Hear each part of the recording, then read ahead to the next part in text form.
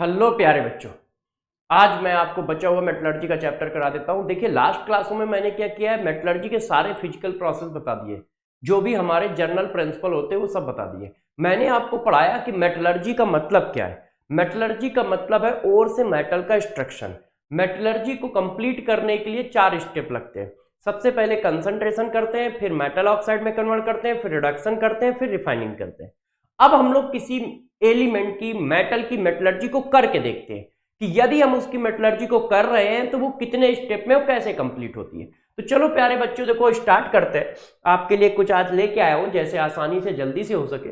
देखो flow chart, ठीक है, ये किसका है? कॉपर की मेटलर्जी का है। हम लोग सबसे पहले पढ़ेंगे मेटलर्जी ऑफ कॉपर, है ना। तो देखो हम लोग कॉपर की मेटलर्जी पढ़ रहे हैं, मेटलर्जी ऑफ कॉपर पढ़ेंगे, पहला ये, ठीक है। तो मेटलर्जी ऑफ कॉपर में सबसे पहले करोगे क्या? मैंने आपको क्या समझाया था, हमारा काम है सबसे पहले ओर लेना। तो कॉपर का ओर हम लोग जो यूज करते हैं वो लेते हैं कॉपर पराइड। कॉपर पराइड जो होता है CuFeS2 होता है। ये देखो, ये जो हम लोग यूज कर रहे हैं ये है, ये CuFeS2 कॉपर पराइड ओर ले लिया। अब जरा बताना, कंसंट्रेशन करते समय क्या बताया था, यदि किसी ओर के पास सल्फाइड है, यदि किसी और के पास सल्फाइड आयन है तो हमेशा उसका कंसंट्रेशन किससे करोगे? फ्लोटेशन मेथड से। भाई 4 स्टेप यूज करने, तो 4 स्टेप में पहला स्टेप क्या है? कंसंट्रेशन। तो कंसंट्रेशन कर लेते हैं। अब बात आई कंसंट्रेशन, तो हमारे पास इतनी तरह के हैं। कितनी तरह के? Gravitational separation method, magnetic separation method, flotation method, leaching method, liquation method. इनमें से कौन सा यूज करें? तो जरा देखो सिचुएशन किसकी है। तो जरा देखिए क्या दिया है, सल्फाइड और दिया है ना। तो जब मेरे दोस्तों ये सल्फाइड और दे रहा है तो हमें क्या करना चाहिए? हमें यूज करना चाहिए स्टेप नंबर 1। स्टेप नंबर 1 का मतलब क्या होता है? देखिए थोड़ा सा कलर चेंज कर देता हूं। स्टेप नंबर 1 का मतलब क्या है? तो स्टेप नंबर 1 का मतलब है कंसंट्रेशन करना। तो आप जरा बताओ, कंसंट्रेशन किया हम लोगों ने, तो कंसंट्रेशन जब आपने किया, ये देखो स्टेप नंबर 1, कलर अलग करता हूं यार। स्टेप नंबर 1 कंसंट्रेशन किया। अब जब आपने कंसंट्रेशन किया तो किस मेथड से किया? Flotation process. ये देखो फ्लोटेशन प्रोसेस। इससे क्या होगा? इससे रिमूव हो जाएंगी क्या? सिलिका और अदर सिलिकेट्स। सिलिका और अदर सिलिकेट्स कैसे हो जाएंगे? रिमूव हो जाएंगे। सिलिका क्या होता है? वही जो मिट्टी के ऊपर लेयर लगी होती है। तो सिलिकेट रिमूव हो जाएंगे, सिलिका रिमूव हो जाएगा, क्ले रिमूव हो जाएगा, ये सारी बातें रिमूव हो जाएंगी। तो समझ में आया? कॉपर की मेटलर्जी पकड़ी। कॉपर की मेटलर्जी में मैंने देखा उसका ओर मैंने कौन सा यूज किया है? CuFeS2, ये इसका ओर यूज किया है। और आप सबको पता है कि यदि हम ओर ले रहे हैं CuFeS2 तो इसका मतलब ये सल्फाइड ओर है। तो पहला स्टेप कंसंट्रेशन होता है। तो कंसंट्रेशन हम किसके मेथड से करेंगे? फ्लोटेशन मेथड से करेंगे। फ्लोटेशन मेथड से कंसंट्रेशन कर दिया, ठीक है, सिलिकेट और सिलिका की इंप्योरिटी को रिमूव कर लिया। अब हमारे पास आ गया क्या? कंसंट्रेटेड ओर। पहला स्टेप खत्म हुआ। अब हम क्या करेंगे? दूसरा स्टेप। दूसरा स्टेप क्या होता था? मेटल ऑक्साइड में कन्वर्जन। अब मेरे दोस्त जरा बताओ, यदि मेटल ऑक्साइड में हमें कन्वर्जन करना है तो क्या करें? क्या इसके पास ऑक्सीजन है? नहीं। यदि इसके पास ऑक्सीजन नहीं है, देखो और में ऑक्सीजन कहां है? CuFeS2 में ऑक्सीजन कहां है? नहीं है। तो यदि इसके पास ऑक्सीजन नहीं है तो हम क्या करेंगे? तो प्यारे बच्चों हम लोग इसका क्या करेंगे? रोस्टिंग करेंगे। ऑक्सीजन है तो कैल्सिनेशन, ऑक्सीजन नहीं है तो रोस्टिंग। स्टेप नंबर 2, देखो हम लोगों ने स्टेप नंबर 2 यूज कर लिया। और स्टेप नंबर 2 में देखो हम लोग मेटल ऑक्साइड में कन्वर्ट कर रहे हैं, रोस्टिंग करा रहे हैं। अब रोस्टिंग कराओगे तो जरा देखो क्या क्या होता है। देखो CuFeS2 जब एयर के साथ हीट होता है, जब आप इसको एयर के साथ हीट करते हो तो देखो क्या होता है, ये जो CuS है ये कन्वर्ट हो जाता है CuO में, ये जो FeS है ये भी कन्वर्ट हो जाता है FeO में, इस तरह से, ठीक है। तो हमारे पास क्या आता है, जरा गौर समझिएगा। जब हम रोस्टिंग करा देते हैं तो देखो क्या क्या आता है, CuO, FeO और कुछ अमाउंट में CuS प्लस FeS। ये देखो ऐसा नहीं होता कि सारा का सारा सल्फाइड ऑक्साइड में कन्वर्ट हो जाए, थोड़ा बहुत बच भी जाता है, थोड़ा बहुत बच भी जाता है। ऐसा इसलिए होता है क्योंकि कॉपर की इफिनिटी सल्फर के साथ बहुत हाई होती है। Affinity of copper with sulphur is very high. Is very high, जिसकी वजह से मेरे दोस्त क्या होता है, सॉरी बेटा, वो दब गया, स्क्रीन दब रही है, हाँ हाई इधर लिख देता हूं, वेरी हाई, जिसकी वजह से क्या होता है कि CuO भी आता है, FeO भी आता है, CuS भी आता है, FeS भी आता है, मेजर अमाउंट ऑक्साइड का होता है, मेजर अमाउंट ऑक्साइड का होता है। तो जरा देखो मेटलर्जी समझिएगा, जैसे ही मुझे कॉपर पराइड मिला तो मैंने देखा यार इसमें तो सल्फाइड हो रहा है, इसका मतलब इसका फोर्थ फ्लोटेशन प्रोसेस करना पड़ेगा, कर दिया। Fourth flotation process physical process है, तो ऊपर की मिट्टी निकल गई और जो सिलिका की लेयर चढ़ी हुई थी वो निकल गई, हमारे पास आ गया कंसंट्रेटेड ओर। अब मैंने देखा इसके पास ऑक्सीजन नहीं है, तो मैं समझ गया इसकी रोस्टिंग करानी पड़ेगी। रोस्टिंग का मतलब क्या होता है, एयर देके हीट करना, एयर देके हीट कर दिया, ये देखो रोस्टिंग करा दी। जैसे ही इसको एयर देके हीट किया तो ये क्या हुआ, मेटल ऑक्साइड में कन्वर्ट हो गया, इम्प्योरिटी भी मेटल ऑक्साइड में कन्वर्ट हो गई, और बहुत सारी अनवांटेड चीजें गैस के फॉर्म में निकल गई। जैसे फास्फोरस होता है तो ये P4O10 बना के निकल जाता है इस तरह से, आर्सेनिक है तो आर्सेनिक के ऑक्साइड बन के निकल जाएंगे इस तरह से, तो ये अनवांटेड चीजें निकल जाती हैं। अब हमारे पास आया ये, अब हमारा स्टेप नंबर 2 खत्म हो गया, तो क्या करोगे, रिडक्शन। अब हम स्टेप नंबर 3 पे आ गए, रिडक्शन। अब बात आई रिडक्शन किस मेथड से करें, तो मैंने देखा यार कॉपर किसके आसपास होता है, तो अलिंगम डायग्राम में कॉपर, Zn ये सब कार्बन के आसपास है, और जब कार्बन के आसपास है तो कार्बन मेथड से रिडक्शन कर देते हैं। कार्बन मेथड से रिडक्शन करने को ही स्मेल्टिंग कहा जाता है, smelting in blast furnace with Coke and silica. तो जब आप रिडक्शन करोगे तो देखो यार रिडक्शन में क्या क्या डाला जाता है, इधर लिख दे रहा हूं, ठीक है, रिडक्शन समझिएगा कि रिडक्शन में डाला क्या क्या जाता है। मैंने आपको समझाया था कि जब भी कहीं रिडक्शन होगा तो क्या क्या डाला जाएगा, तो दोस्त क्या क्या डाला जाता है, सबसे पहले तो ओर हो गया, फिर क्या डाला जाएगा, कोक डाला जाएगा क्योंकि कार्बन बहुत महंगा होता है, फिर क्या डाला जाएगा, फ्लक्स डाला जाएगा, फिर क्या डाला जाएगा, एयर डाली जाएगी, फिर क्या डाला जाएगा, हीट कर दिया जाएगा। यही तो पढ़ाया था किसमें, ब्लास्ट फर्नेस में। अब देखो फ्लक्स के फॉर्म में क्या डालेंगे, तो जरा बताओ इंप्योरिटी किसकी है, कॉपर पराइड में क्या चला आ रहा है, Fe चला आ रहा है ना, तो Fe चला आ रहा है तो Fe तो बेसिक होगा, तो फ्लक्स डालोगे क्या, सिलिका, ठीक है। तो हमने क्या किया, एक ब्लास्ट फर्नेस ली, ब्लास्ट फर्नेस में क्या डाल दिया, ये जो ओर है ये डाल दिया, ठीक है मेरे दोस्त। फिर रिड्यूसिंग एजेंट के फॉर्म में कार्बन डाल दिया, कार्बन का मतलब कोक। फ्लक्स के फॉर्म में सिलिका डाला, सिलिका क्यों डाला, क्योंकि Fe की इंप्योरिटी, Fe के ऑक्साइड कैसे होंगे, बेसिक होंगे। फिर क्या डाला, एयर डाला, ठीक है। एयर क्यों डाला, क्योंकि कार्बन को बर्न करके कार्बन मोनोऑक्साइड बनाना है जो रिड्यूसिंग एजेंट की तरह काम करेगा। फिर क्या डाला मैंने, एयर, और हीट कर दिया।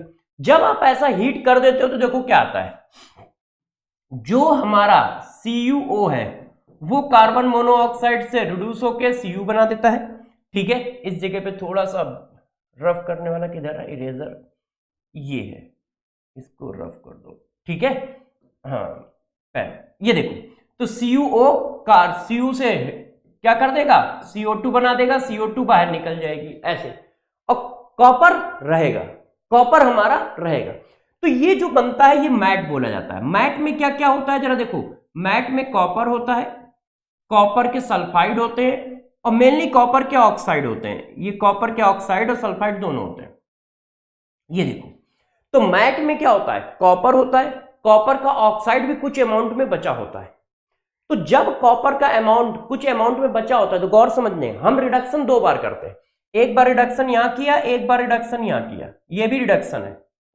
रिडक्शन वाला स्टेप मतलब स्टेप नंबर 3 हमको 2 बार करना पड़ता है। स्टेप नंबर 3 2 बार कैसे करना पड़ता है जरा गौर से समझिएगा।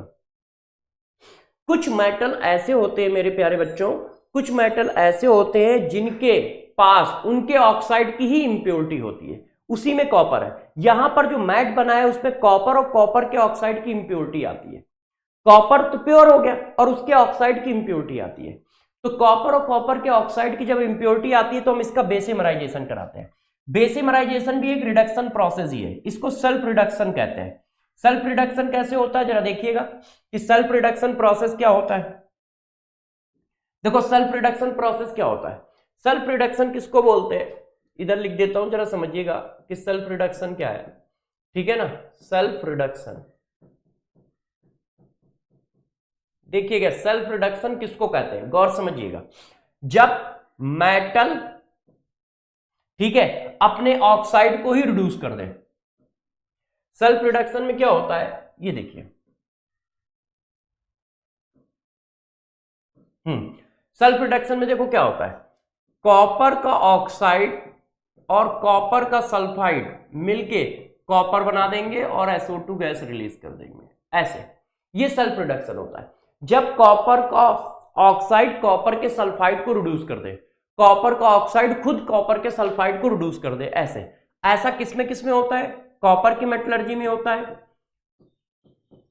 Hg की मेटलर्जी में भी यही होता है, ये भी ऑटो रिडक्शन करते हैं, इसी को ऑटो रिडक्शन भी बोला जाता है। और लेड भी इसी का एग्जांपल है, लेड की मेटलर्जी में भी यही होता है, ये सेल्फ रिडक्शन है। तो जरा देखो, ये सेल्फ रिडक्शन प्रोसेस है।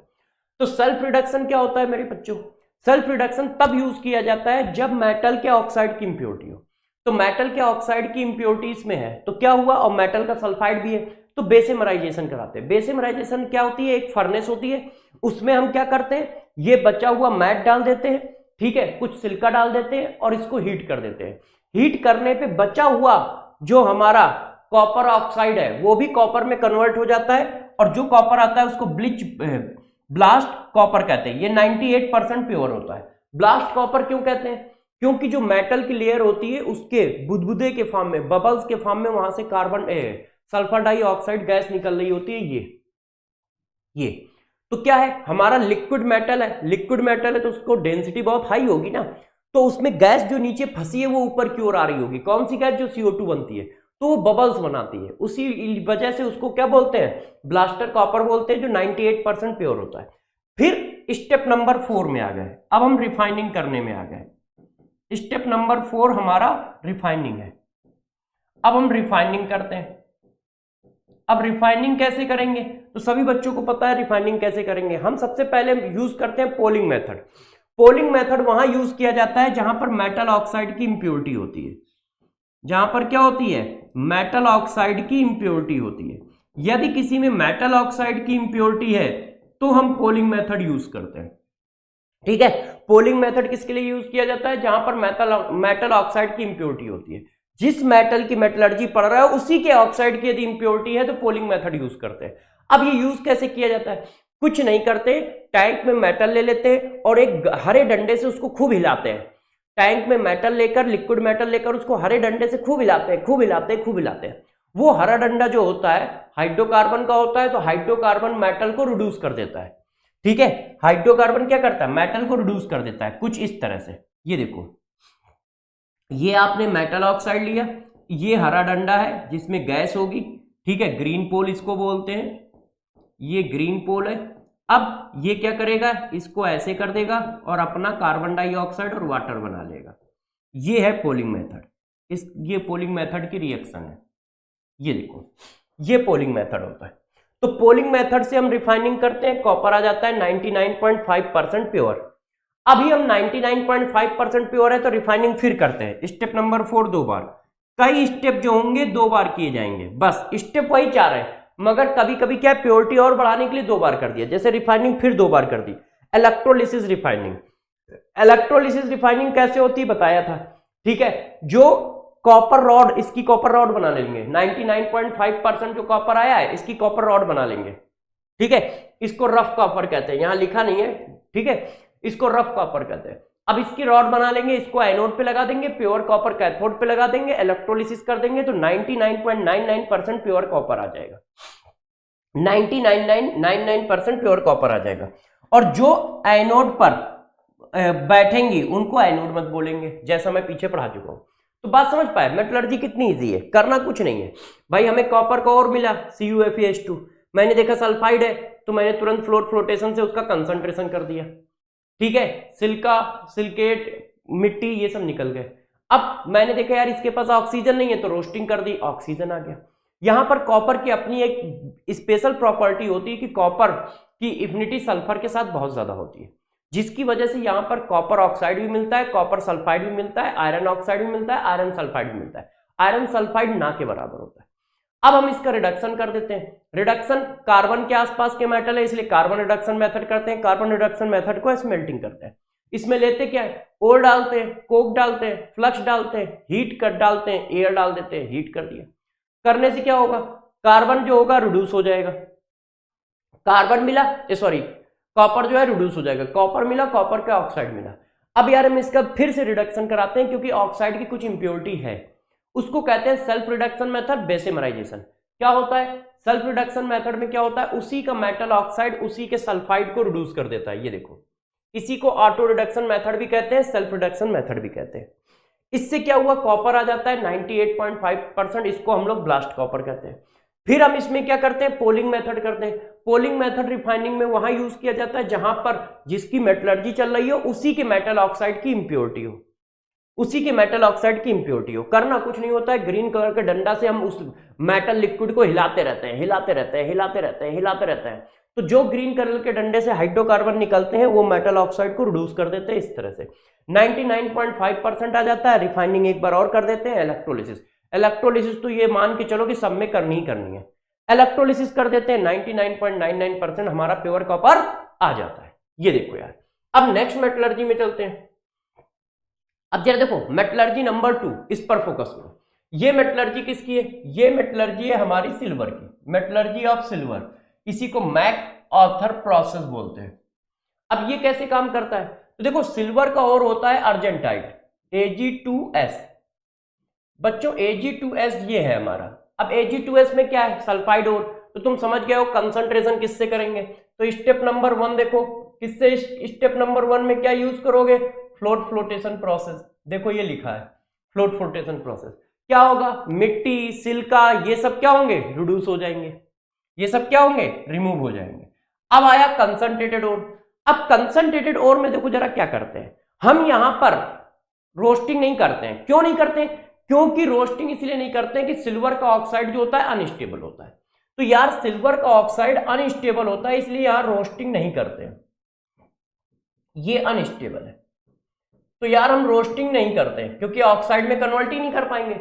हम यहां क्या करते हैं, हम यहां करते हैं लीचिंग। कंसंट्रेशन हम 2 बार करते हैं, हम यहां करते हैं लीचिंग। ठीक है, लीचिंग कैसे करते हैं, हम अर्जेंटाइट में Ag2S में मिला देते हैं एक रेजेंट NaCN और साथ में पास करा देते हैं ऑक्सीजन, एयर। ऐसा करने से क्या होता है, देखो Ag जो होता है सोडियम के साथ Hg के साथ, Hg जो होता है Cn के साथ रिएक्शन करके इस तरह का कॉम्प्लेक्स बनाता है और साथ में बनाता है Na2S। ये रिएक्शन इक्विलिब्रियम पे रहती है, गौर समझिएगा। ऐसे अब क्या है, हम एयर क्यों बर्बाद कर रहे हैं, हम भाई लीचिंग करा रहे हैं, तो एक स्पेसिफिक रेजेंट डाला जिसने क्या किया, मेटल के साथ सॉल्युबल कॉम्प्लेक्स बना लिया। ठीक है ना, लीचिंग में क्या पढ़ाया था, एक स्पेसिफिक रेजेंट डालना है जो एक सॉल्युबल कॉम्प्लेक्स बना लेगा। अब यार ये सॉल्युबल कॉम्प्लेक्स आ गया, मगर एयर क्यों बर्बाद कर रहा है, एयर बर्बाद कर रहा है इक्विलिब्रियम को फॉरवर्ड डायरेक्शन में शिफ्ट कराने के लिए। जो एयर है, ये जो Na2S बनता है ये एयर से रिएक्शन कर जाता है और एयर से रिएक्शन करके Na2SO4 बना लेता है। ऐसे तो इक्विलिब्रियम फॉरवर्ड डायरेक्शन में शिफ्टेड रहता है। क्यों, क्योंकि ये रिमूव होता रहेगा और ये रिमूव होता रहेगा तो इक्विलिब्रियम फॉरवर्ड डायरेक्शन में शिफ्टेड रहेगा। ठीक है, तो जरा देखो मैंने क्या बताया, मैंने जैसे ही देखा कि सिल्वर की मेटलर्जी का और कौन है, अर्जेंटाइट, खट्ट से कंसंट्रेशन कर दिया फ्लोट फ्लोटेशन प्रोसेस से। फिर मैंने देखा कि यार इसके पास ऑक्सीजन नहीं है तो रोस्टिंग करानी चाहिए, मेटल ऑक्साइड में कन्वर्ट करना चाहिए, मगर पता चला कि यार इसका ऑक्साइड तो अनस्टेबल होता है, तो टेंशन हो जाएगी, मेटल ऑक्साइड बनेगा कैसे।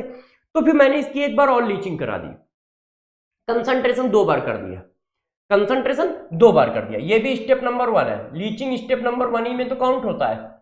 कंसंट्रेशन 2 बार कर दिया, मैंने एक स्पेसिफिक रेजेंट डाला NaCN, क्यों, क्योंकि ये Hg के साथ कॉम्प्लेक्स बना लेता है। ठीक है, और साथ में एयर भी डाली। एयर का काम क्या है, इस इक्विलिब्रियम को आगे बढ़ाना। जो Na2S बनता है उसको फर्दर Na2SO4 में कन्वर्ट कर देता है, तो पहली वाली इक्विलिब्रियम आगे बढ़ती रहती है। क्यों, क्योंकि ये रिमूव हो रहा है, ये खत्म होता चला जा रहा है ना, तो ये रिमूव होता जा रहा है तो इक्विलिब्रियम आगे की ओर बढ़ता रहता है। ऐसे अब आ गया ये, अब हमें क्या करना है, स्टेप नंबर 3। स्टेप नंबर 2 हम करते ही नहीं है, सीधा स्टेप नंबर 3 में आ जाते हैं। हम इसका रिडक्शन कराते हैं। रिडक्शन किस मेथड से कराते हैं, इलेक्ट्रोपॉजिटिव मेथड से।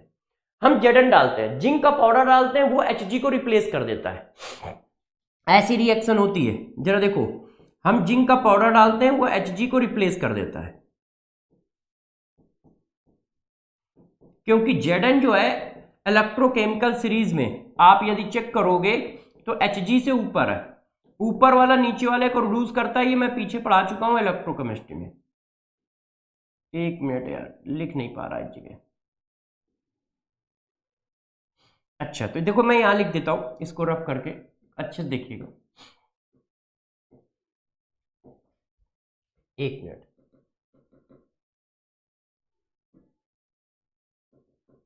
चलिए। तो Na2 ऐसे बनता है। एक मिनट, देखो पेन रिस्पॉन्स क्यों नहीं कर रहा है।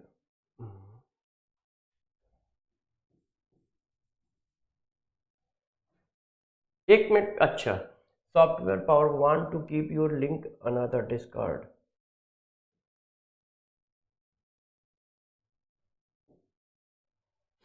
देखो प्यारे बच्चों, अभी इसको सेट कर देता हूं, है ना। आप लोगों के लिए पीपीटी बनाई थी, तो पीपीटी बनाई थी तो इसी में है। अच्छा,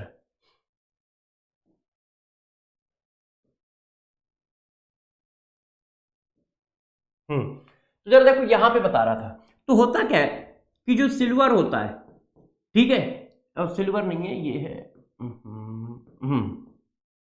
ये देखो प्यारे बच्चों, अब ये जो आया ये Zn से क्या हो जाएगा, ये Zn से हमारा रिड्यूस हो जाएगा। क्यों? क्योंकि इलेक्ट्रोकेमिस्ट्री में Zn ऊपर है, तो Zn इसको क्या कर देता है, रिड्यूस कर देता है इस तरह से। Zn अपना कॉम्प्लेक्स बना लेता है और Hg को बाहर कर देता है इस तरह से। तो देखो Zn क्या कर देता है, उसको रिड्यूस कर देता है। Na2ZnCnO4, ये 4 होता है, ध्यान रखना 2 नहीं है, ऐसे खुल गया इसकी वजह से। तो ये 4 होता है, मैंने जो बनाया है, ठीक है। तो ये आ गया। अब हम क्या करते हैं, इसमें थोड़ा बहुत इंप्योरिटी Zn की रह जाती है, क्योंकि Zn तुमने बल्क में डाला है, तो उसको रिमूव कर लिया जाता है KNO3 की वजह से। अब हमारे पास आ जाता है इम्प्योर। अब हम स्टेप यूज करते हैं, कौन सा, स्टेप नंबर 4। स्टेप नंबर 4 का मतलब रिफाइनिंग। अब रिफाइनिंग में हम करते हैं क्यूपलेशन। क्यूपलेशन वहां किया जाता है जहां पर रेड की इंप्योरिटी होती है। ये कहां किया जाता है, लेड की इंप्योरिटी जहां पर होती है वहां पे किया जाता है। तो इसमें लेड की इंप्योरिटी पाई जाती है। करते कुछ नहीं है, एयर के साथ इसको हीट कर देते हैं। तो जब तुम एयर के साथ इसको हीट कर देते हो तो देखो क्या होता है, ये जो हमारे पास लेड है वो क्या करता है, एयर से ऑक्सीडाइज हो जाता है इस तरह से और पीबीओ बना लेता है ऐसे। ये एयर से ऑक्सीडाइज हो जाता है, पीबीओ बना लेता है, और इसको हम रिमूव कर लेते हैं। तो गौर समझिए, हमने जैसे ही अर्जेंटाइड में देखा कि सल्फर है, तो जैसे ही सल्फर है तो हम लोगों ने स्टेप नंबर 1 पे क्या कर दिया प्यारे बच्चों, स्टेप नंबर 1 पे कंसंट्रेशन कर दिया। कंसंट्रेशन किससे, फ्लोटेशन मेथड से। फिर मैंने देखा कि यार इसका ऑक्साइड अनस्टेबल है, तो फिर से लीचिंग मार दी, और लीचिंग में क्या रिएक्शन कराई, यहां पर रिएक्शन हट गई है, क्योंकि अभी मैंने पीछे लिखी थी तो मैं फिर लिख देता हूं, वो फाइल हटा दी है। तो देखो यार ये आ जाता है इस तरह से। मगर ये रिएक्शन इक्विलिब्रियम में रहती है, तो इक्विलिब्रियम में रहने के लिए हमें क्या है, इक्विलिब्रियम फॉरवर्ड डायरेक्शन में शिफ्ट करना होगा। इसलिए हम इसमें साथ में क्या लेते हैं, एयर भी लेते हैं। एयर क्या करता है, एयर काम करता है इक्विलिब्रियम में फॉरवर्ड डायरेक्शन में शिफ्ट कराने में। क्यों? क्योंकि एयर जो प्रोडक्ट Na2S बनना है उसको ऑक्सीडाइज करा देता है Na2SO4 में, जिससे इक्विलिब्रियम फॉरवर्ड डायरेक्शन में शिफ्टेड रहता है। अब ये आ गया। अब हम इस पर क्या करते हैं, इस पर हम मेटल डाल देते हैं Zn। Zn इसको रिड्यूस कर देता है। क्यों? क्योंकि ये बहुत वीक मेटल है, Zn इलेक्ट्रोकेमिस्ट्री में बहुत ऊपर है। अब इसको रिड्यूस कर देता है। जो Zn आता है इसमें थोड़ी बहुत Zn की इंप्योरिटी होती है जो KNO3 से रिमूव करा ली जाती है। अब हम इसका रिफाइनिंग कर देते हैं। रिफाइनिंग करते हैं कुपलेशन मेथड से। कुपलेशन मेथड वहां पर यूज किया जाता है जहां पर लेड की इंप्योरिटी होती है। कुछ नहीं होता है, इंप्योर मैटर में एयर डाल के बर्न कर देते हैं। जैसे ही एयर डालते हैं और हीट करते हैं तो लेड जो होता है लेड ऑक्साइड में कन्वर्ट हो जाता है और हमारे पास प्योर Hg आ जाता है। फिर हम इसकी इलेक्ट्रोलिसिस करते हैं। ये अभी 100% प्योर नहीं है, अभी इसमें इंप्योरिटी है, इंप्योर है। फिर हम इसकी इलेक्ट्रोलिसिस करते हैं। इलेक्ट्रोलिसिस कैसे की जाती है आपको पता है। इस तरह से हमें प्योर सिल्वर मिल जाता है। ठीक है, अब नेक्स्ट मेटलर्जी में चलते हैं। देखो metallurgy of aluminium. Metallurgy of aluminium एक अच्छी मेटलर्जी, जरा इस पर फोकस करिएगा करते कैसे।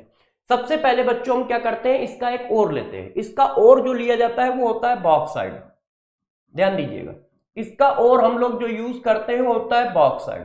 बॉक्साइड जो होता है वो Al2O3.XH2 होता है, ऐसे Al2O3.XH2 होता है। तो सबसे पहले हम क्या यूज करते हैं, और बॉक्साइड। अब बॉक्साइड को करने पर हम कुछ करते नहीं है, सबसे पहले उसका कलर चेक करते हैं। यदि कलर उसका रेड होता है, ये देखो लिखा है, यदि वो रेड कलर का दिख रहा है या ब्राउन कलर का दिख रहा है, इसका मतलब उसमें आयरन की इंप्योरिटी ज्यादा है। इसका मतलब क्या है, उसमें आयरन की इंप्योरिटी ज्यादा है, इंप्योरिटी ज्यादा है। यदि वो व्हाइट कलर का दिख रहा होता है, इसका मतलब उसमें सिलिका की इंप्योरिटी ज्यादा है। तो सबसे पहले दोस्त हम क्या करते हैं, सबसे पहले हमारे पास जो बॉक्साइड आता है हम उसका कलर चेक करते हैं। यदि वो व्हाइट कलर का है, इसका मतलब सिलिका की इंप्योरिटी ज्यादा है, और यदि वो रेडिश कलर का है, ब्राउन कलर का है, तो इसका मतलब Fe की इंप्योरिटी ज्यादा है। हम इंप्योरिटी के बेसिस पे मेथड लगाते हैं। अब यदि आयरन की इंप्योरिटी ज्यादा है तो हम कंसंट्रेशन दो मेथड से करते हैं। कंसंट्रेशन मतलब आप जानते हो स्टेप नंबर 1, कंसंट्रेशन दो मेथड से करते हैं, एक बेयर्स मेथड, एक हॉल्स मेथड। दोनों मेथड लगभग एक ही जैसे हैं। बेयर्स मेथड में हम क्या करते हैं, कंसंट्रेशन लीचिंग मेथड से करते हैं, NaOH डालते हैं। जैसे ही आप NaOH डालोगे तो आप सभी को पता है Al2O3 जो होता है वो NaOH के साथ सॉल्युबल कॉम्प्लेक्स बनाता है। किसी ने कहा सर हमें नहीं पता है, तो फिर डांट खा जाओगे, आपको मैंने NaOH में पढ़ाया था, ठीक है। सब जन की आज सुनो प्रभु बाबा अली, ये सब क्या होते हैं, NaOH में डिजॉल्व होकर कॉम्प्लेक्स बना लेते हैं। और ये फेस मैन है, ये NaOH में डिजॉल्व नहीं होता है, तो इसका तो PVT बनेगा, इसको बाहर कर देंगे, और ये सॉल्युबल है ऐसे। फिर इसकी हाइड्रोलिसिस करा लेते हैं, ये देखो हाइड्रोलिसिस करा के AlOH का होल थ्राइस का प्रेसिपिटेट आ जाता है। तो यदि हमें बेयर मेथड से चलना है तो बेयर मेथड में NaOH डाला जाता है तो NaAlO2 आ जाता है, फिर हाइड्रोलिसिस कराते हैं तो एल्युमिनियम हाइड्रोक्साइड आ जाता है। यदि हम हॉल्स मेथड से चलते हैं तो हॉल्स मेथड में भी लगभग यही किया जाता है, सोडियम कार्बोनेट के साथ इसको फ्यूज्ड कराया जाता है, fused with sodium carbonate, leased with water. तो पहले सोडियम कार्बोनेट डाल के फ्यूज करा लिया गया और फिर वाटर डाल दिया गया, तो ये भी लगभग NaOH ही तो बना। तो NaOH ही बना तो देखो वही चीज बनाता है NaAlO2, और फिर इसमें हम कार्बन डाइऑक्साइड गैस डालकर इसको क्या करते हैं, हाइड्रोक्साइड में कन्वर्ट कर लेते हैं, ऐसे एल्युमिनियम हाइड्रोक्साइड। ये हॉल्स एंड बेयर प्रोसेस दो अलग अलग साइंटिस्ट थे, उन्होंने अलग अलग मेथड दिया बनाने का, इसलिए दोनों को हम लोग पढ़ते हैं। मगर ये कब दिया, जब आयरन की इंप्योरिटी होती है। यदि सिलिका की इंप्योरिटी है तो हम कंसंट्रेशन करते हैं सरपेक मेथड से। यदि सिलिका की इंप्योरिटी है तो मेरे दोस्त हम कंसंट्रेशन किससे करते हैं, सरपेक मेथड से करते हैं। सरपेक मेथड में क्या किया जाता है, हम उसको क्या करते हैं, नाइट्रोजन गैस के साथ हीट कर देते हैं। देखो heated with carbon in current of nitrogen, carbon और नाइट्रोजन डालकर हीट कर देते हैं। इससे क्या होता है, कार्बन सिलिका को रिड्यूस कर देता है ऐसे। जो कार्बन होता है, रिएक्शन इधर लिख देता हूं, देखिए हमारे पास मैंने एल्यूमिना लिया और इसमें सिलिका की इंप्योरिटी है, इसमें नाइट्रोजन गैस डाली और कार्बन डाला, कार्बन डाल के हीट कर दिया। ऐसे होता क्या है, कार्बन इसको रिड्यूस कर देता है, अपने को CO2 में कन्वर्ट करता है, इसमें सिलिका की वेपर बना देता है, सिलिका की वेपर भी उड़ जाती है, नाइट्रोजन एल्युमिनियम से रिएक्शन करके ये बना देता है। अब हम लोग इसकी हाइड्रोलिसिस कर लेते हैं तो ये आ जाता है ऐसे, और अमोनिया गैस निकल जाती है। तो सरपेक मेथड में क्या होता है, सिलिका की इंप्योरिटी है तो सिलिका की इंप्योरिटी को खत्म करने के लिए कार्बन और नाइट्रोजन के साथ इसको हीट कर देते हैं। कार्बन सिलिका को क्या कर देता है, रिड्यूस कर देता है सिलिका वेपर में, और खुद कार्बन डाइऑक्साइड में वो स्केप करके चले जाते हैं क्योंकि दोनों ही गैस है, और एल्युमिनियम नाइट्राइड बन जाता है नाइट्रोजन एल्युमिनियम से रिएक्शन करके। फिर हम उसकी हाइड्रोलिसिस करा देते हैं तो एल्युमिनियम हाइड्रोक्साइड बन गया। ये तीनों ही कंसंट्रेशन है। अब ये देखो एल्युमिनियम हाइड्रोक्साइड तीनों में आ गया। तो पहला स्टेप करने के तीन अलग अलग मेथड है, तीन साइंटिस्ट थे, बेयर, हॉल एंड सरपेक। सरपेक ने कहा कि जब सिलिका की इंप्योरिटी होगी तो ऐसे चलेंगे, इन दोनों ने कहा कि जब आयरन की इंप्योरिटी होगी तो ऐसे चलेंगे।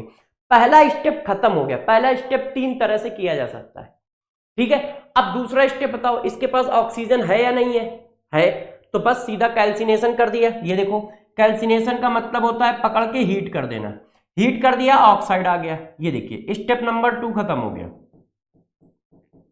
अब आ जाओ स्टेप नंबर 3 में। स्टेप नंबर 3 की कहानी समझो। एक्चुअल में एल्युमिनियम एक स्ट्रॉन्ग मेटल है, इसलिए हम स्ट्रॉन्ग मेटल का रिडक्शन कार्बन से नहीं कर सकते। क्यों? कार्बन ऊपर है और एल्यूमिनियम नीचे है, गैप बहुत ज्यादा है। तो फिर किससे करें? तो इसका हम लोग रिडक्शन करते हैं इलेक्ट्रोलिसिस मेथड से। जितने भी स्ट्रॉन्ग मेटल होते हैं यदि उनका रिडक्शन करना होता है तो हम इलेक्ट्रोलिसिस मेथड यूज करते हैं। क्या क्या डालते हैं देखो, electrolysis after mixing with Na3AlF6 80 to 85% and CaF2।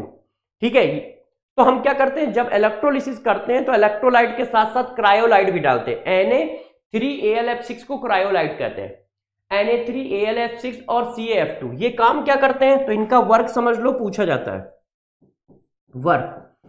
Na3AlF6 and CaF2 ये क्या काम करते हैं, ये मेल्टिंग पॉइंट को डिक्रीज करते हैं, मेल्टिंग पॉइंट ऑफ Al2O3 इसको डिक्रीज करने का काम करते हैं,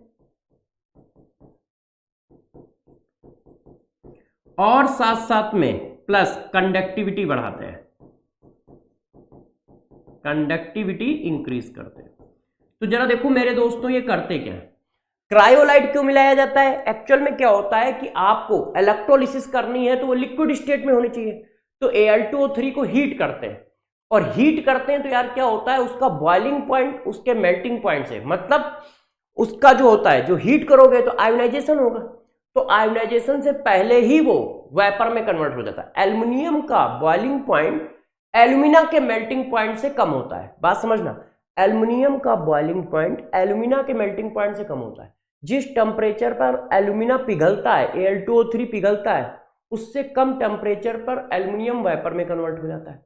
तो यार जब वो पिघलेगा, टेम्परेचर ले जाओगे तो जो पिघलेगा एल्युमिनियम जो बनेगी वो वेपर के फॉर्म में चली जाएगी। तो इस चीज को बचने के लिए एल्यूमिना का मेल्टिंग पॉइंट कम करने के लिए क्रायोलाइट मिलाया जाता है। क्रायोलाइट मिलाकर हम उसके मेल्टिंग पॉइंट को कम करते हैं और साथ साथ में कंडक्टिविटी बढ़ाते हैं। तो जब इलेक्ट्रोलिसिस कर दोगे तो इम्प्योर एल्युमिनियम आ जाएगा। फिर हम लोग क्या करते हैं, फिर स्टेप नंबर 4 रिफाइनिंग, और रिफाइनिंग भी किस मेथड से करते हैं, इलेक्ट्रोलिसिस मेथड से करते हैं। तो इलेक्ट्रोलिसिस मेथड से करके प्योर एल्युमिनियम बना लेते हैं। तो जरा देखो इसमें करना क्या है, एल्युमिनियम की मेटलर्जी बहुत ईजी है। सबसे पहले मैंने बॉक्साइट का कलर देखा, रेड कलर है तो इसका मतलब आयरन की इंप्योरिटी ज्यादा है, व्हाइट कलर है तो इसका मतलब सिलिका की इंप्योरिटी ज्यादा है, बात खत्म हो गई। सिलिका की इंप्योरिटी ज्यादा है तो सरपेक मेथड से कंसंट्रेशन कर देंगे, कार्बन डाला, नाइट्रोजन डाला, पकड़ के हीट कर दिया, कार्बन ने सिलिका वेपर में कन्वर्ट कर दिया, स्किप कर गई, नाइट्रोजन ने एल्युमिनियम को एल्युमिनियम नाइट्राइड बना दिया, वाटर डाल दिया तो एल्युमिनियम हाइड्रोक्साइड आ गया, बात खत्म। अब यदि आयरन की इंप्योरिटी है तो दो मेथड होते हैं, एक बेयर्स एंड एक हाल्स। बेयर्स में NaOH डाला, NaAlO2 बना देता है, हाइड्रोलिसिस कर लिया, एल्युमिनियम हाइड्रोक्साइड आ गया। और हॉल्स मेथड में यही काम करते हैं, मगर हम पहले उसको सोडियम कार्बोनेट के साथ फ्यूज्ड कराते हैं, फिर वाटर डालते हैं, तो लगभग वही चीज हो गई, NaOH हो गया, वो भी एल्यूमिना बना देता है, फिर हाइड्रोलिसिस करते हैं एसिड की प्रेजेंस में, ये आ गया। ये हो गया कंसंट्रेशन 3 अलग अलग तरीके से। फिर मैंने देखा इसके पास ऑक्सीजन है, तो हम लोग दूसरा स्टेप मेटल ऑक्साइड में कैसे कन्वर्ट करेंगे, कैल्सिनेशन के थ्रू। अब मेटल ऑक्साइड आ गया तो रिडक्शन करना है। अब प्रॉब्लम ये है कि रिडक्शन कैसे किया जाए, ये तो स्ट्रॉन्ग मेटल है, स्ट्रॉन्ग मेटल में हम क्या करते हैं, कार्बन वाला मेथड यूज नहीं कर सकते। इलेक्ट्रोपॉजिटिव मेटल को रिड्यूस नहीं कर पाएगा तो वो भी मेथड यूज नहीं कर सकते। थर्मली इसका ऑक्साइड थर्मली स्टेबल भी है, तो फिर हम लोग इलेक्ट्रोलिसिस मेथड यूज करते हैं। जितने भी स्ट्रॉन्ग मेटल होते हैं उनका रिडक्शन इलेक्ट्रोलिसिस मेथड से किया जाता है। इलेक्ट्रोलिसिस मेथड से रिडक्शन करते हैं तो इम्प्योर एल्युमिनियम आ जाता है, उसका प्यूरिफिकेशन फिर इलेक्ट्रोलिसिस मेथड से कर देते हैं। ये इलेक्ट्रोलिसिस मेथड रिडक्शन के लिए है, ये इलेक्ट्रोलिसिस मेथड प्यूरिफिकेशन के लिए, इसको होप प्रोसेस बोलते हैं। और इस तरह से एल्युमिनियम हमारी प्योर हो जाती है। ठीक है, ये देखो तो अब प्यारे बच्चों हमारे पास रह जाती है आयरन की मेटलर्जी। तो चलो आयरन की मेटलर्जी पे चलते हैं।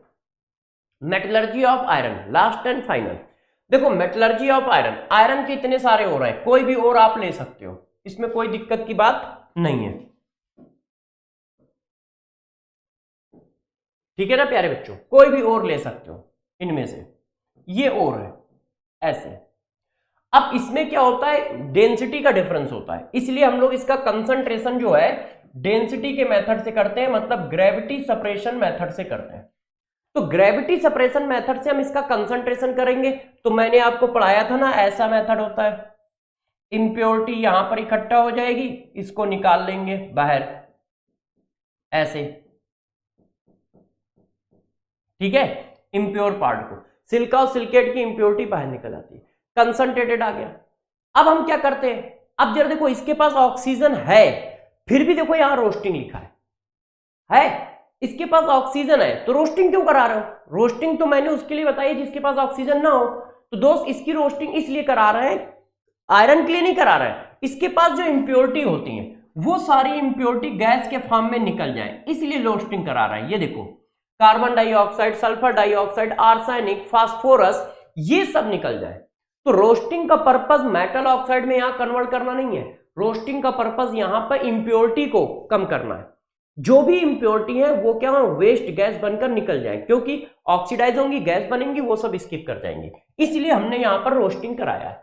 अब रोस्टिंग करा दिया है तो मेटल ऑक्साइड तो पहले ही थे, तो ये ऑक्साइड आ गए, FeO converted into Fe2O3 present of loss of iron. अब आयरन जो होता है वो कार्बन के पास में ही होता है, इसीलिए इसकी भी हम क्या करते हैं, स्मेल्टिंग करते हैं, स्मेल्टिंग इन ब्लास्ट फर्नेस। मतलब आप रिडक्शन कर रहे हो स्टेप नंबर 3, और स्टेप नंबर 3 में जो हम रिडक्शन कर रहे हैं वो किसके कर रहे हैं, कार्बन मेथड से कर रहे हैं। और जब भी कार्बन मेथड से करोगे तो आपको पता है क्या क्या डालना पड़ेगा, आप क्या डालोगे, ओर डालोगे, कोक डालोगे, फ्लक्स डालोगे, ठीक है, एयर डालोगे और हीट कर दोगे, ये है स्मेल्टिंग। तो जब ऐसा करोगे तो यहां फ्लक्स कौन आएगा, तो गौर से देखो यार, यहां फ्लक्स कौन होता है, यहां फ्लक्स होता है क्या, एक मिनट यार थोड़ा सा रफ कर दूं, यहां मेरे दोस्त फ्लक्स कौन होता है, यहां पे फ्लक्स का काम करता है क्या, कैल्शियम कार्बोनेट। क्यों, क्योंकि इसमें इंप्योरिटी किसकी होती है, इसमें इंप्योरिटी होती है सिलिका की, इंप्योरिटी होती है सिलिका की, इसकी SiO2 की। तो कैल्शियम कार्बोनेट जो होता है वो हाई टेम्परेचर पे ब्रेक होगा, कैल्शियम ऑक्साइड बनाएगा और ये कैल्शियम सिलिकेट आ जाएगा, ये स्लैग होता है। ये देखो तो होगा क्या, आयरन ऑक्साइड होके मोल्टन मेटल पिग आयरन बनता है। इसकी प्योरिटी बहुत कम होती है, अराउंड 93% तक ये प्योर होता है, और इसमें कम से कम 5% तक तो कार्बन रहता है, और बची हुई 2-3% अलग इंप्योरिटी रहती है। तो ये बहुत कम प्योर मिलता है यहाँ पे ब्लास्ट फर्नेस में जो मिलता है। होता क्या है, ब्लास्ट फर्नेस में ऊपर से सब कुछ गिराया जाता है और नीचे से टेम्परेचर बढ़ रहा होता है। तो CO जो होता है, मैंने बताया था कार्बन कोक डालते हैं मगर रिड्यूस कौन करता है, कार्बन मोनोऑक्साइड। तो कार्बन मोनोऑक्साइड इसको रिड्यूस कर देता है और इतने परसेंट आता है Fe कितना आता है 93%, कार्बन कितना होता है 5%। तो यार इसके परसेंटेज को बढ़ाने के लिए हम लोग क्या करते हैं, बेसेमराइजेशन कर देते हैं, जिससे हमारे पास रफ आयरन आ जाता है। रफ आयरन जब आता है तो ये मान के चलो ये काफी प्योर होता है, 99% के आसपास का प्योर फॉर्म आ जाता है रफ आयरन में, और ये सारी इंप्योरिटी हम रिमूव कर देते हैं। ठीक है, तो इस तरह से हम चलते हैं। हमारे पास पिग आयरन आता है, फिर हमारे पास क्या है, रफ आयरन आता है अराउंड 99%। तो क्या किए समझ पाए, हमारे पास क्या थे, हेमेटाइट, मैग्नेटाइट, ये सब पहले से ही ऑक्साइड होते हैं। देखो हेमेटाइट भी ऑक्साइड है, मैग्नेटाइट भी ऑक्साइड है, लिमोनाइट भी ऑक्साइड है, और सीडेराइट जो होता है वो कार्बोनेट होता है, FeCO3। ये देखो, तो मैंने क्या किया, मैंने सबसे पहले कंसंट्रेशन किया ग्रेविटी सेपरेशन मेथड से, क्योंकि डेंसिटी में डिफरेंस है। फिर मैंने रोस्टिंग कर दी, जबकि रोस्टिंग की जरूरत नहीं थी, हमें कैल्सिनेशन की भी जरूरत नहीं थी, हम चाहे तो डायरेक्ट आगे बढ़ सकते हैं, मगर हमने प्रेफर किया इंप्योरिटी को कम करना। क्यों, क्योंकि इसमें बहुत सारी इंप्योरिटी थी, सल्फर होता है, फास्फोरस होता है, आर्सेनिक होता है, कार्बन होता है, सिलिकॉन होता है। तो हमने कहा इनको ऑक्साइड में कन्वर्ट कर दो, जैसे ये स्किप कर जाए। तो मैंने एयर डाल के हीट कर दिया, एयर डाल के हीट करने को ही रोस्टिंग कहते हैं। तो ये जो हमारे पास छोटी मोटी इंप्योरिटी थी वो रिमूव हो गई गैस के फॉर्म में। फिर मैंने देखा आयरन तो कार्बन के आसपास का होता है, इसलिए कार्बन रिडक्शन मेथड लगा दिया। कार्बन रिडक्शन मेथड को ही स्मेल्टिंग कहते हैं। वो काम कैसे करता है, इतनी चीजें डालनी पड़ती हैं। डाल के हीट किया तो हमारे पास जो आयरन आया वो पिग आयरन आया। पिग आयरन में Fe का परसेंटेज बहुत कम होता है, तो हम उसके परसेंटेज को बढ़ाने के लिए क्या करते हैं, फिर से रिडक्शन कर देते हैं। ये फिर से रिडक्शन है, बेसेमराइजेशन। इसी को ब्लास्ट फर्नेस में किया जाता है, इसको पुडिंग प्रोसेस भी कहते हैं। ये देखो पुडिंग प्रोसेस लिखा है, ये देखिए पुडिंग प्रोसेस भी कहते हैं। और इससे क्या आता है, इससे आता है कॉस्ट आयरन। इनके बीच में एक और चीज बनती है, कॉस्ट आयरन बनता है। और कॉस्ट आयरन से फिर ये बनता है, इससे ये बनता है, इससे ये बनता है। रफ आयरन सबसे लास्ट फॉर्म होता है, ये प्योरेस्ट फॉर्म होता है, ये प्योरेस्ट फॉर्म ऑफ आयरन है। और ये हार्डेस्ट फॉर्म है, ये सबसे हार्ड होता है। कौन? Cast iron. ये देखो इस तरह से मेटलर्जी चलती है। तो मेरे प्यारे बच्चों, इनको इसी तरह से अच्छे से रिवाइज कर लीजिएगा। हाँ, एक और बात ध्यान रखिएगा, सभी ओर के नाम याद कर लीजिएगा जो एनसीईआरटी में दिए। सभी ओर के नाम याद कर लीजिएगा जो एनसीईआरटी में दिए। कौन किसका ओर है ये याद कर लीजिएगा, एनसीईआरटी में दिए। मेटलर्जी से जो क्वेश्चन आता है वो पहला क्वेश्चन या तो वो ओर के बारे में पूछते हैं, तो इसलिए ओर अच्छे से याद कर लीजिए। दूसरा वो जर्नल प्रोसेस के बारे में पूछते हैं, या तीसरा इन्हीं चार की मेटलर्जी के बारे में डिटेल पूछते हैं। तो इनको अच्छे से रिवाइज कर लीजिएगा, ठीक है, और क्वेश्चन कर लीजिएगा, ठीक है। हम लोग MIA में फिर मिलेंगे, तब तक के लिए आपसे बस इतना ही कहता हूं, चीजों को रिवाइज करते रहिए और MIP में खूब मन लगा के पढ़िएगा। MIA में हम लोग एडवांस के लिए फिर आएंगे और ग्रुप पे हमेशा मिलते रहेंगे, डाउट बताते रहेंगे और वहां पर बातें करते रहेंगे, ठीक है। कोई दिक्कत हो तो ग्रुप पे मैसेज कर सकते हो, ठीक। अपना ध्यान रखिएगा, खूब पढ़ाई करते रहिएगा, डटे रहिएगा। फिर मिलते हैं, तब तक के लिए ऑल द बेस्ट।